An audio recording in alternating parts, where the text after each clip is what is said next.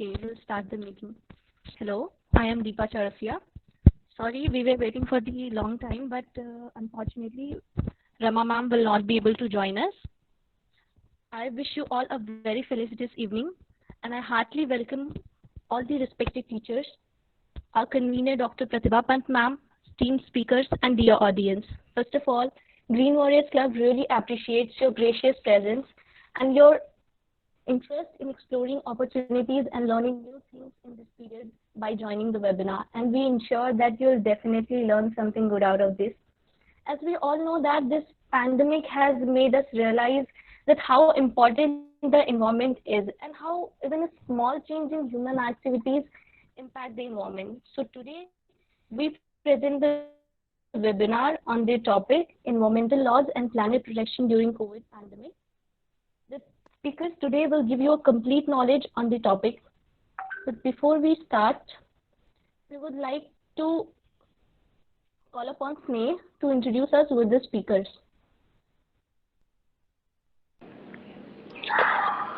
Hello guys, so here we are all ready for a webinar. So I'll introduce one of the speakers. So her name is Miss Divya Nawale. She's an engineer from BITS Pilani and currently working as an environmental advocate. She represented India in the International Antarctic Treaty expedition in 2009 and worked as the director in Climate Force Antarctica in 2018. She has also carried out many awareness and grassroots projects in all the seven continents. She has served as a sustainability travel ambassador for Adventures and Cox and Kings, both in India and abroad. She is traveling and indulging in activities like organic farming and other impact travel measures. She has also shared stage with Nobel laureate Al Gore and Robert Swan. Having built a strong career in international development, she is currently working on projects across Southeast Asia on clean energy for rural electrification. Now I'd like to call Divya ma'am to go ahead with her talk. Ma'am. Hi, thank you. Can you hear me? Yes, ma'am, you're audible. Hi, good evening, everyone. Thank you, Snesara, for the really lovely introduction, and I'm really glad to be a part of this discussion today. And I'm really excited that almost 100 people have joined in. It's very exciting, and thank you, everybody, for making your time. So, what I'm going to do is provide a brief overview of my journey so far. And in sync with the topic for today, I will share a few things that we can specifically do together and as individuals to ensure that we leave a better planet behind for our future generations. Let me know if you can see my screen yet. Yes, it's Yes, visible. ma'am, you can go ahead. Okay, thank you. Okay, so I think I want to focus mainly on what climate action steps each one of us can take, even when we are sitting at home in the pandemic. To just give a little overview, I'm not going to go again based on my bio. You already learned that I did go to Antarctica. I was 22 years old when I got the opportunity to take on an expedition, and that completely changed my life. I did mechanical engineering at BITS Pilani, but then it put me on a different career path altogether. Over the years, I've worked in India, Europe, as well as US, and more recently in Southeast Asia. And one thing I wanted to add separately from the fact that, yes, my current job entails working more in Southeast Asia, but I'm also still working specifically as a director and board member for a couple of NGOs doing climate action in India. So why Antarctica? What happened there? So Antarctica is actually bigger than Australia and also bigger than Europe. So literally, it's like a huge chunk of ice just sitting there in the middle of the ocean that's down below the Antarctic Ocean. And to just give you a sense of how big it is, like from the closest point to the ocean to the South Pole is 900 miles. And for just perspective, this is the state of Texas, which is the largest state in the US. So the journey there started from a place called Ushuaia in South America. It's actually in Argentina, and you have to travel 684 nautical miles to reach the closest point. And this area is actually called the Antarctic Peninsula region. To get there, you have to cross something called as Drake Passage, which is considered the most violent of the seas in the world. In fact, sailors have a joke that until you have passed the Drake, you're not truly a sailor. Sadly, I've never developed sailor legs. Twice I've been on the Drake Passage. Both times I was so seasick, I thought I was gonna die, but I didn't. The interesting part is once you reach Antarctica, it's the most peaceful place ever. It is just so pristine and so serene. And you know, the concept that we use is called disconnect to reconnect. So you have no internet, you have no access to the world back home or anywhere else. You're just there on a ship, surrounded by icebergs, and just a lot of penguins and a lot of whales that just fill you with so much love for nature and joy. And I went with an organization that's called 2041. Today, I'm also director with them. So what is 2041? Who are 2041? Why do they call themselves that? So Robert Swan Obi, who started the organization, is the first person in history to walk to both North Pole and the South Pole. And he did this before most of us were born. He went to the South Pole in 1986. I wasn't born then. And he went to the North Pole in 89. I was born by then. So in that process, he realized how fragile the environment is, because when he was walking to South Pole, the hole in the ozone layer was not discovered. Apparently, when he came home and found that his eyes had changed color, it was because he was walking the ozone hole. His skin had peeled off and his eyes changed color. And so because he experienced all of this firsthand, he started to dedicate his life to preservation of these places, which are so fragile. And how? By promotion of recycling, renewable energy, and sustainability to combat the effects of climate change. Why 2041? That's because in the year 2041, the protocol or the treaty that protects it as a no man's land. As of today, nobody owns that place. In fact, you and I own it. It's a global common. So you have like almost a football-sized field land that you own in Antarctica. So do I. We don't know that. But it's up to us to protect these places and to be able to protect these lands that continue to, thrive and be the great wilderness that they are.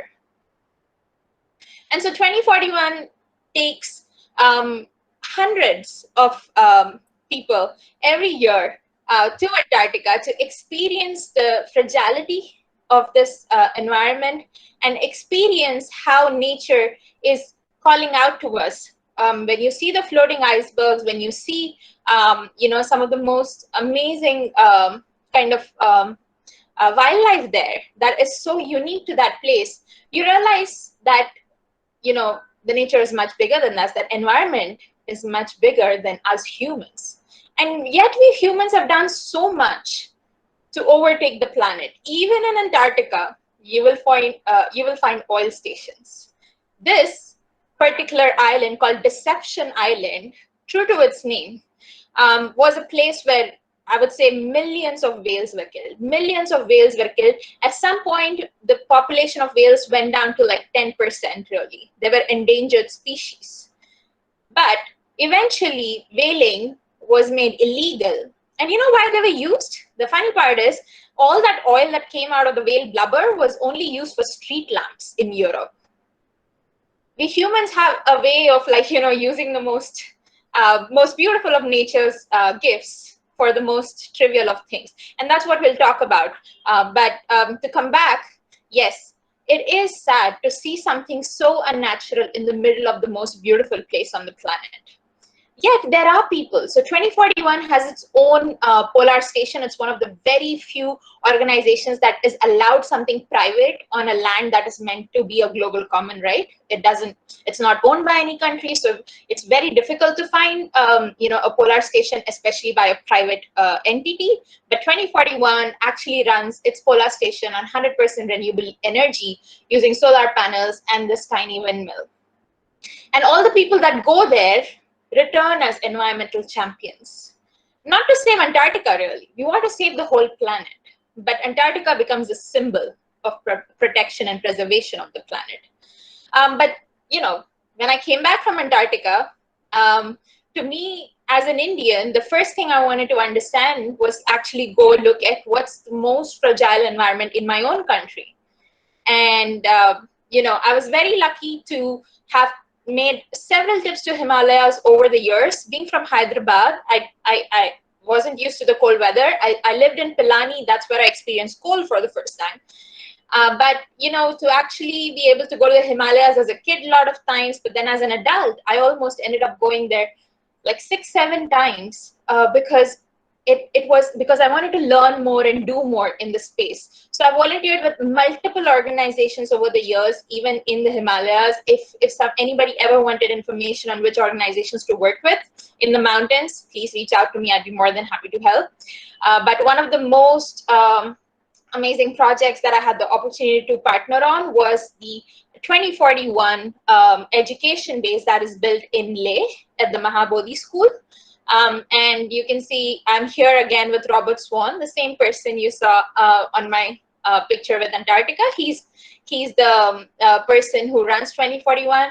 So you can see that I'm just showing that I was one of the education ambassadors there. And all that, you know, we try to achieve with this expedition is to raise awareness about the environment, how fragile the environment is in the Himalayas. And, you know, like when you talk about protecting the Himalayas, you also need to talk about protecting Antarctica. I mean, the two are not separate. And so over the years, I worked with 2041 in multiple roles, went on multiple expeditions, even more across India. So there was another project about water conservation in the Pench Tiger River Reserve. And so eventually, you know, I became a part of the family in a sense. And so I was invited to go as a director on the same expedition in 2018. And yeah, the family grew bigger. Another 95 people in 2018 that I went on the expedition with. As one of the people working on the staff, I had the opportunity to do multiple presentations. One project that's very close to my heart is the fact that we made the entire expedition carbon neutral. We calculated how much energy, waste, and water was consumed on this expedition by each of the participants, and then we offset it. And through the years, as was mentioned earlier, I've had the opportunity to work with a number of organizations. Currently, I'm working with the Asian Development Bank, but I've also been associated very closely with the Climate Reality Project, that is Al Gore's organization. And as was mentioned, my story was picked by him to, you know, he called me on stage and have my story shared with 1,500 people on the stage. And also it was the first ever kind of Facebook live event that Al Gore did. So it was watched more than 5,000 people live, as well as over the years, since 2017, the video has now been watched over 25,000 times. I worked with the mayor's office in Pittsburgh and worked on the climate action plan. I helped write the CSR policy for Amazon, especially focusing on disaster management. So if anyone remembers the Chennai floods in 2015, I helped organize the response from Amazon on that one. So I have had the opportunity to work on multiple things, but essentially I kept going because I was committed, and it didn't matter what I did as long as I was doing something. And whatever came my way, I just took it, because I believe that we have to take urgent action right now. Just simple facts and figures. Probably some of you know this, probably some of you don't. As of today, we've already reached a 1 degree Celsius rise, whereas we are only have the bandwidth for like another up to 2 degrees. So another 1 degree Celsius rise is only what's gonna be able to keep everything kind of better for the planet. Sea levels have already risen. We have only around 10 years left to really act so that we can start reaching our goals by 2030. So we must drop emissions by 45% in the next 10 years and then reach net zero around 2050. If we don't actually spend the money that we need to spend right now, we might actually end up spending more just trying to recover from the damage that climate change will cause. So like I said, the UN has announced that we have less than 10 years left, and this is the current warming rate. It's going much faster and higher. Yeah, despite the pandemic, people are saying that emissions have come down, but that's not really true. India and China are moving the fastest. We are still raising our emissions at a very rapid pace. But the easiest way that you and I can engage in climate action, planting trees. That's the simplest of things. I'm not asking you to do anything extreme, just plant trees. How can you do this? There are a number of ways. One thing is the Trillion Tree campaign that is launched by the UN Environment Program. So you can actually go and download this app called Plant for the Planet. And in fact, like, it tracks how many trees have been planted so far. Like, billions have been planted, but the goal is 1 trillion trees. Just to kind of give you a perspective, you know how long it takes for a tree to offset 1 ton of carbon? 40 years. That's right. If you planted a tree today, for it to offset 1 ton of carbon, it takes 40 years. And what do you think is your carbon footprint? You, as a person living in India, what is your carbon footprint? It's 2 tons. So that means even if you had planted 2 trees today, saying that, okay, I will offset my yearly emissions in 2020, and you put that 2 tons ke liye 2 trees in the ground today, it'll still take 40 years for those trees to actually offset what you did in 2020. And what is the world's average carbon footprint per capita? 4 tons. 4 ton is the average carbon footprint around the world. So what can you really do? Sitting at home right now in the pandemic, the easiest way you can make an impact is use less energy. Calculate your carbon footprint. How? There are a number of options available online. You can go and try the UN carbon offset platform that has a UN carbon footprint calculator. WWF has one. Tata Power has one. You can go in right now. It will take you 10 to 15 minutes to input all the data, and you can understand what's your carbon footprint today. And then what can you do? Well, you can actually start tracking on an everyday basis. In fact, there are apps like Live Green that allow you to track on an everyday basis what was your activity and how much carbon footprint that you have caused. And when you need to offset, you can, and then say that this is how much you saved today. There's also plastic calculators available out there. You can find the one in Repurpose. There's one in Happy Turtle, which is actually a Delhi-based company. But the point is this: the cleanest and cheapest source of energy in the world is the energy that you don't use. If you actually don't need to use it, then you don't need to pay money for it, and you don't need to cause those emissions. That's the simplest way of saying that conservation is how we go about it. And where do we all use this energy? In our homes, in transport, and phone. Can you believe how much we charge our phone every single day? And think about simple things like makeup. You might think makeup is just like stuff, but to make that stuff, so many tons of energy and emissions had been put to create those chemicals and to create those colors. So start thinking, start evaluating, like, where else have you used energy or caused emissions? And it's your home, so it's your choice. So you can look at what you're currently using and ensure that it's being energy efficient. Use something that's probably more expensive today when you purchase, but causes you less bills in the future, like in the next 10 years, and also saves the planet in the process. We can also control what is manufactured. I know there's a lot of plastic going on out there because of the pandemic especially, but we can still make conscious choices. We can still be aware and decide that, okay, this is what I want to make a shift in, and this is what I'll consciously choose. Food-wise as well, it's actually better now because of the pandemic that you can buy more local, fresh, and organic food. So let's choose that. Continue to do that. and transport as well, it's important for us to understand that we have an impact on every single thing we do, and everything starts at our homes. So wherever you are sitting right now, make commitment to go and calculate your carbon footprint. Understand what kind of energy you use in your home or around your home and how you can reduce it in the long run. I'll leave you all with a quote from Robert Swan, who's my mentor, and he's also the WWF fellow. And this popular quote, you might have heard it at some point, but the greatest threat to our planet is the belief that someone else will save it. So it's not up to somebody else, it's up to you and me to actually save the planet. So that's it. I'll end my presentation here, and I'm more than happy to answer any questions and answers.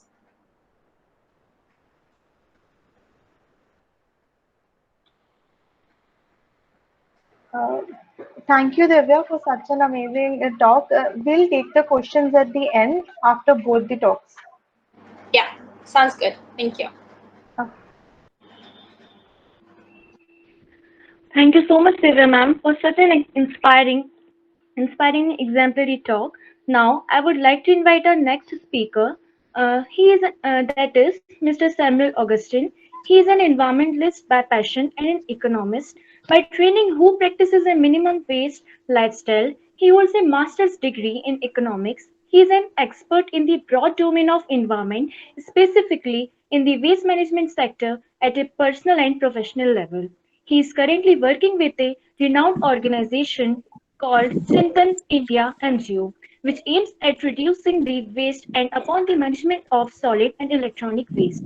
In this scenario, when the waste management is a great issue, Chintan manages over 30 tons of waste in the Delhi region. They use waste as a tool to fight poverty, child labor, gender-based violence and exclusion, and climate change while creating green livelihoods. They have been consistently admired by the media platforms such as Times of India, Hindustan Times, etc. Now, I would like to invite Samuel sir to go forward with his talk. Okay, hello guys. Anushka or anybody else from Green Warriors, could you just unmute your microphone and tell me if you're able to hear me and if you're able to see me, Yes, we are Yes, able sir, to you see are you. audible. and you're able to Yeah. see me as well, right? Yeah. Perfect. All right. So first of all, Divya, thank you so much for this amazing talk. And I wanted to have a talk with the guys at the Green Warriors and ask them what were the topics that you would be covering, so that I don't really coincide with you when it comes to the same topics. But I guess you've spoken on a tangent which was extremely important for all of us, and a little different from what I will be speaking. Though much of what you said is something which I can completely empathize with and practice as well. So Mhm. guys, before I begin formally, I would just like to give a small introduction of myself. I also saw in the chat box a lot of people were saying they want the medium of language to be Hindi. So I think there is probably a contradiction over there, because I believe you've got participants from everywhere. So somebody would be preferring Hindi and somebody would be preferring English. So what I will do is I'll keep it bilingual, if that's all right with everybody else. If people don't agree with my stance, then you can tell me. Um, so I think let's keep it that way, if that's all right with everybody. And guys, I have done my bachelor's in economics from St. Stephen's, and I've done my master's in economics from Ambedkar.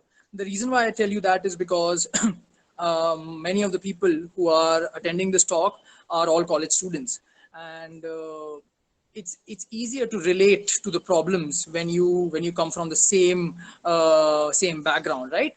And it was not too long ago that I was in college as well as most of you guys, and while doing my economics I never realized the problem of waste and the problem of environment as such. So, unlike Divya, I will not be having a presentation, because the kind of presentation that I had in mind would have been boring for this particular talk, let's say. So, I will be talking a little about the waste management laws which we haven't touched upon, the kind of role which should be happening, and the kind of role which is happening at the waste management sector broadly in Delhi. I'll take the case study of Delhi. So let me begin. So it was in 2016 when the latest, so there have been several bylaws after 2016 as well, but the major chunk of the waste management laws, they came up in the year 2016. And it was in 2016, the waste management laws for different sets of waste. When it comes to waste, you have plastics, you have biomedical waste, you have e-waste. They came up in 2016. They say that every bulk waste generator, when you say bulk waste generator, you basically mean any waste generator, any institution which creates over 100 kgs of waste in a single day, is supposed to take care of their waste within their own premises, especially the green waste. But that doesn't really happen. And that's because in India, waste is not treated the way you would treat, let's say, traffic rules. तो बहुत बड़ी परेशानी की चीज ये हो जाती है कि ट्रैफिक रूल्स के लिए हमारे पास ट्रैफिक की पुलिस है, मगर एनवायरमेंटल लॉज के लिए हमारे पास एनवायरमेंट की पुलिस नहीं है। और इसीलिए बहुत मुसीबत होती है ये चीज में हम सबको फॉलो करने में कि जो लॉज एनवायरनमेंट के लिए एंड स्पेशली वेस्ट के लिए बनाए गए हैं वो फॉलो किए जाएं। So I was having a discussion with somebody in my family, and I realized that they said that Delhi was probably at one of its most beautiful state जब lockdown चल रहा था. And I believe we've all heard in the news that the skies got cleared. There were lakes which were coming up in several parts of the world, which were clear once again. But do you realize the economic impact which that had? Now, I being an economist by training, I understand that there is always a conflict, which is the economic environment conflict, which keeps playing all the time. And we end up choosing the economy over the environment each time. That's because it's important for us to live today than to die tomorrow. So if you understand the whole dilemma, it's basically that if you end up choosing the environment, you end up getting a survival which is better for tomorrow. But if you end up choosing the economy, you make your survival difficult at a later time, but आज के लिए हम अपने survival को help कर देते हैं. So in 2016 when these laws came up, there was a lot of hue and cry. There was a lot of noise in the community as such. So I have opened the chat window actually, and I can see questions popping up. Swati Nayak is asking a question, but I believe the organizers have made it pretty clear to us that we should ask the questions at the end. So I would request all of you to hold your horses over there, and जो भी आपके सवाल हैं वो आप अंत में पूछें. So just note it down somewhere and we'll get to it. So coming back to the topic of waste, these rules came up, and the rules, they have several things written in them. The biggest ones, as I said, that bulk generators are supposed to take care of their own waste, especially the green waste. Now, what is green waste? Green waste is the waste which is generated in your kitchens, or any kind of waste which comes from nature per se, right? That is green waste. But the problem is that even after all the politicization, all the sensitization, Modi ji jab sarkar mein aaye, उन्होंने स्वच्छ Bharat campaign जब start किया, and उस time पे जो waste segregation का campaign चला, it got a lot of steam, बहुत उसको popularity milli. But the problem has always been, as I said, it's always economics versus environment. And when I use the word economics, I use two things over here: time and money. So people are ready to give up. People are not ready to give up their time or money for the sake of the environment. If you ask somebody, or if I ask most of you guys who take care of their own kitchens, would you be ready to segregate your waste by sacrificing maybe 10 minutes of your daily routine, several people would be ready, but there are several people who would not be ready. They would say they don't want to buy another dustbin. They would say they do not want to take the pain of segregating their waste. So that's exactly the most practical problem when it comes to waste. The reason why I'm focusing so much on the idea of segregation is because 50% of the waste that we generate as individuals is green waste. And again, green waste is the kitchen waste which is generated. So the biggest problem over here is if we take care of those 50% of that 50%, हमने आधी परेशानी जो है waste की वो खत्म कर दी है. तो वो हम कैसे कर सकते हैं? The easiest method to do that is to start composting. Now, I personally hold composting workshops where I teach people how to create compost at their homes.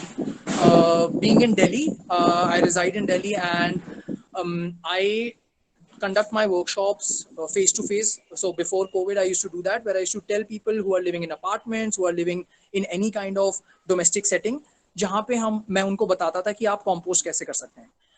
तो इसका रीजन ये है कि आप 50% कूड़ा जो है आप उसको कन्वर्ट कर रहे हो खाद में. Composting is basically the conversion of your green waste into natural fertilizer. तो 50% कूड़ा जो है आपने एक ही बार में उसका ख्याल रख लिया है. बचा आपका रेस्ट 50%. उसमें there is a mixture of waste. Plastic waste होता है, मेटालिक वेस्ट होता है, ग्लास होता है, पेपर होता है. ये भी ज्यादातर चीजें आप अपने कबाड़ी वाले को दे सकते हैं. So these are the two things which can easily be taken care of, but we do not take the onus of or effort of doing something like that. So I'm not telling you something which is very unique, which is very different as such, but the whole idea is that during COVID times, especially, as Divya also pointed out, it's even more important for us to take care of the idea of waste, because the amount of waste which we have been generating now, especially from our households, has increased a lot. The masks, the PPE kits which are coming out of several establishments, they have increased to a massive level, and segregation during these times becomes all the more important, because if you don't segregate, you are making it very easy for the waste collector to catch the infection if you have infection. So during these times, it's very, very important. I see Shazia Shifa telling us that she's been doing composting throughout the lockdown. 3 cheers to that, Shazia, because it's extremely important for you to be able to do that. Also, guys, I understand all of this might sound like trouble to most of you, because you're like, क्यों करें भाई हम आखिर ये काम करें तो क्यों करें, हमें क्या मिलेगा इससे? But a major source of the carbon emissions, which Divya touched upon, is waste. So what happens is, so I will be taking up all these specific questions regarding composting in the session where we take the question and answers. So keep that, keep a notepad with you. So continuing with what I was saying, as Divya touched upon the idea of greenhouse emissions, waste contributes a lot, and waste is something which actually takes, it does not take the front seat whenever we talk about air pollution, but that is something which is very much in control of our own hands. We can take care of it, because each time there's a pile of green waste which is collected and just thrown somewhere, it releases methane. Now methane is 20 to 25 times more harmful and has a higher heat holding capacity than carbon dioxide. तो आप सोच सकते हो कि methane जो है वो कितनी गर्म गैस है, और इसीलिए कई लैंडफिल्स में, लैंडम्स में आपने सुना होगा कि वहां पर आग लग जाती है, और इसका रीजन ही यही है कि मीथेन जो है उसमें गर्मी इतनी ज्यादा होती है.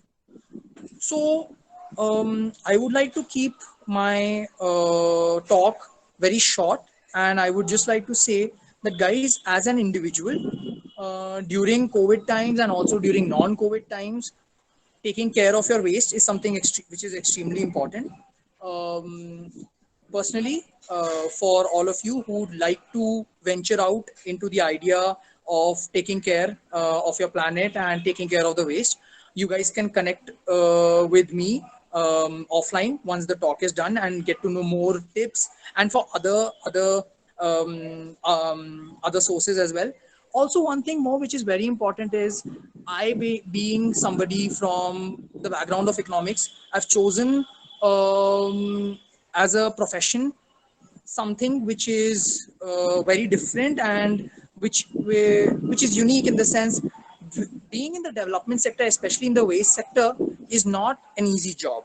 So if there's somebody who wants to talk about that as well, I'll be there. I'll be more than happy to talk about that.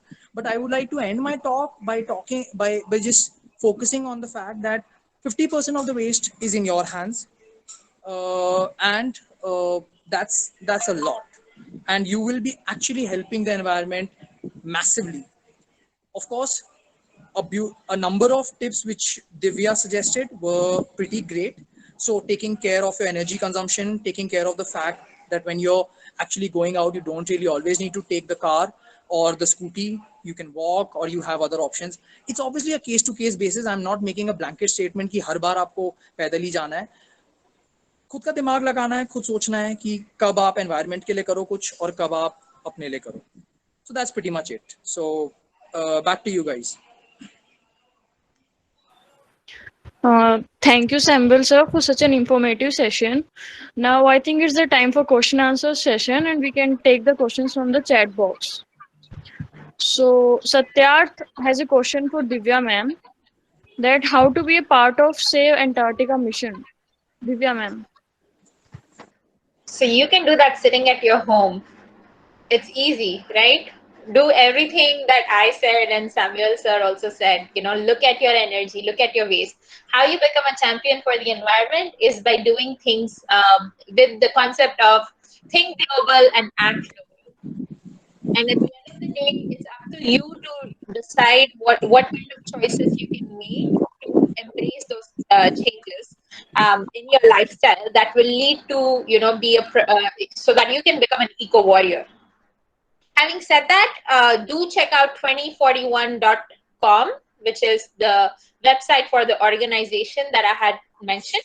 There are a number of expeditions that were planned this year. Unfortunately, they're not happening. So the next Antarctic expedition is planned for November 2021 to ensure that it's most likely going to be safe to travel next year, not this year, but we'll still keep it in November. The interesting part is that, anybody can apply to it. And you can work towards going on that expedition. So many people say that their sustainability journey started when they applied for the expedition. Before that, they didn't know anything.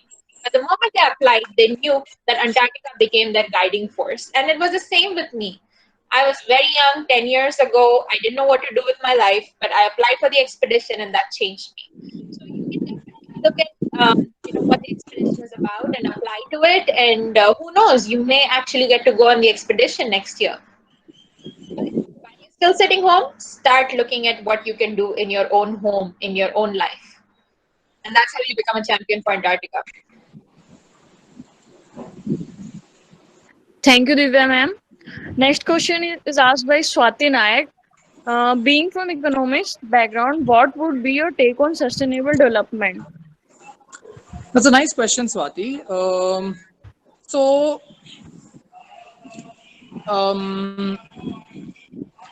I'll be very honest, right? I will not take a stance which is bookish or which is very idealistic in nature. I'll be very realistic. Okay.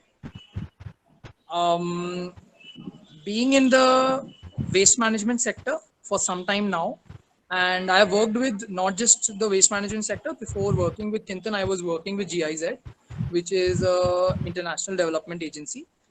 And when I was with GIZ, I realized one thing. So GIZ does a lot of work in the area of environment. They are known as a German Development Corporation.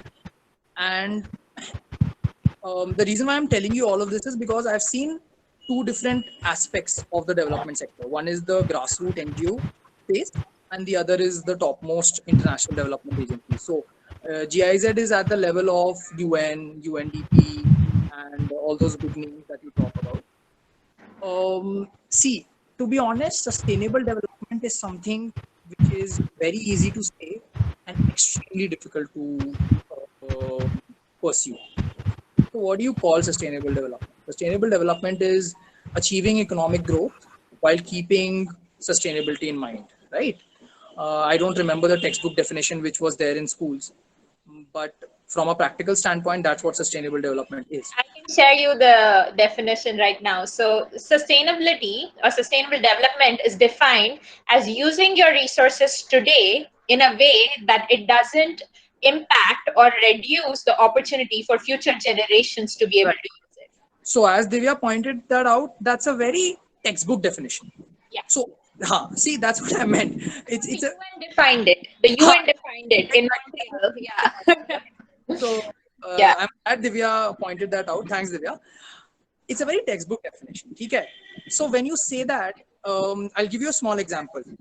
Now, let's say you have 1 acre of forest area, right? And you belong to a country which is, so maybe let's take Brazil for as an example, because they have a lot of rainforest. I mean, they had. Now, if you belong to one of the positions where you are in a strategic position, in a leadership position where either A, you are politically very powerful, or B, you're a business leader. If you have forests as your only resource, what would you choose? Would you choose that forest to make money right now and help your country to become a better country in terms of economics? Or would you choose that forest to remain the way it is so that you can ensure a better future for the generations which come? So there's always a trade-off, which I talked about initially. So the question which was asked is what I'm trying to basically say is, जितना हम बोलते हैं ना कि sustainable development करना है, it's not that easy. Especially if you go to large organizations where the chairman, where the board of directors, where the CEOs, they have to take care of, they are answerable to probably 1,000 employees who are under them, and they're answerable to 10 board of directors who are above them. Now, if they have a conscience, which is a strong environmental conscience, they will always be in that dilemma. I'm not saying that they should choose economics. I'm not saying that at all. I'm an environmentalist myself. But all I'm trying to tell you is that the focus is never that easy. So sustainable development is a very theoretical and very bookish concept. In reality and in practicality, it's very difficult to follow. I have a very diverse opinion on that. But I'll probably say that it's not easy, but the leadership can change. As long as there's political will, it can happen. The only issue is that we don't have it. If you look at the economics as well, there's so much amount of money spent on fossil fuels in the form of subsidies. And I don't want to go too technical, but I think there's so many things that can be changed. The issue, as you pointed out, is that laws are outdated, and we're not able to kind of address them at the fast pace as, say, a pandemic. Like a pandemic comes today, it goes globally in like what, 2-3 months? To change a law, it takes 2 to 3 years sometimes. Thank you, ma'am. So Ishita has a question for Divya, ma'am, that environmentalists have been recommending hemp as an alternative of plastic to eventually reduce plastic footprint in the long term. So do you think it can be practically implemented in a country like India? Yeah, absolutely. I think it can definitely be implemented. But to be honest, I think there's a lot of opportunities. Businesses can invest in hemp. Definitely, there's kind of, I would say, a lot of startups that are happening with like this Ministry of City Development is coming out and giving so much more training and opportunities for young entrepreneurs. I think it's just a matter of time that people start showing leadership and using hemp as an option, but it can't be the only option. There are a number of options that were already existing, right? Like jute is a huge market in itself. There's also been, I mean, of course, cotton. It's very water intensive, so that's one reason why people are questioning it. But at the end of the day, there are so many cotton farmers out there, and we, one thing that Samuel pointed out was that there are people behind so many things that are happening, and so a leader particularly cannot just wake up and say, I'm going to change everything, because employees, farmers, these are the people. They can't lose their livelihoods. So I think it's going to be a great mix of, various options, alternatives to plastic. So hemp, cotton, jute, I think there is a market for each one of them out there. Yes, thank you, ma'am. So Sai Sharanya Bairedi has a question for Samuel, sir. How to combat the smell if I have composting plant? Right. So that's one of the major questions, which I believe most of the people who are trying to do composting shy away from composting. The reason why that is because there is usual smell when you're doing almost any kind of composting, be it pit composting. So I'll just speak one sentence. So for people who don't really know what kind of composting I'm talking about, pit composting is basically आप park में गए, आपने एक गड्ढा खोदा और आपने वहां पे अपना ग्रीन वेस्ट डाला और उसको ढक दिया. Then we have the traditional bucket kind of composting, which I call as household composting, where you have a plastic bucket, you put all your green waste and you put your dry waste, which is the leaves or the cocoa peat. And if you do that, then in both the cases, pit composting or household composting, you will end up having smell if you keep the proportions incorrect. When I say proportions, I basically mean so there are two basic materials which you need for successful composting. One is the dry material, which could be dried leaves, which could be cocoa peat, or it could be sawdust, and the wet material, which is the green waste. Now, for you to avoid the smell, keep the dry material high. Always keep it high in volume.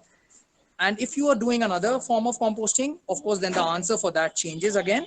But I believe what Ms. Sharanya was asking was that, and that's pretty much the simple solution I would offer for that. Of course, we can have a detailed conversation regarding that. You can catch me offline after that, and that's pretty much the case. Yeah. Yes, sir.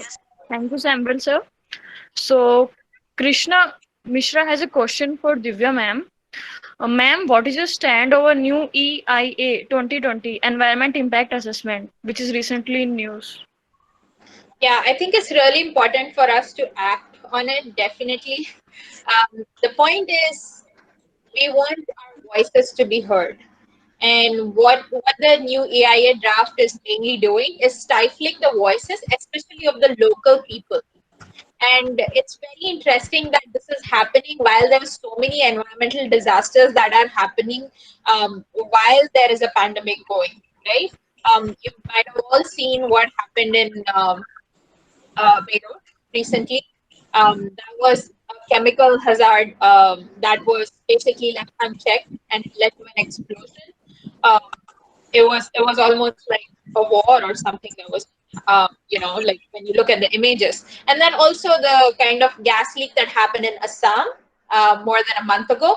I think the fact is that if we are not able to take into consideration the opinions of the local people who live in those areas, who will be impacted by the projects where the environmental impact assessment has to happen, then we are creating an issue with freedom of speech and causing huge impact on their quality of life. And that's something we do not want our citizens of the country to face. So I definitely think that we should be very outspoken about the fact that the EIA is very unfair, and we need to ensure that it doesn't get passed.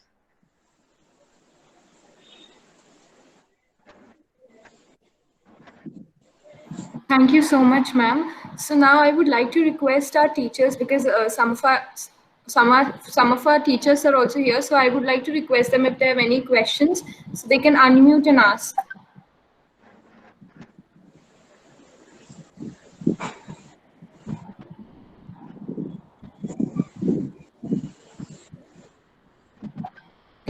Monica ma'am or Vijayarani ma'am, if any of you wants to ask any questions, you can ask.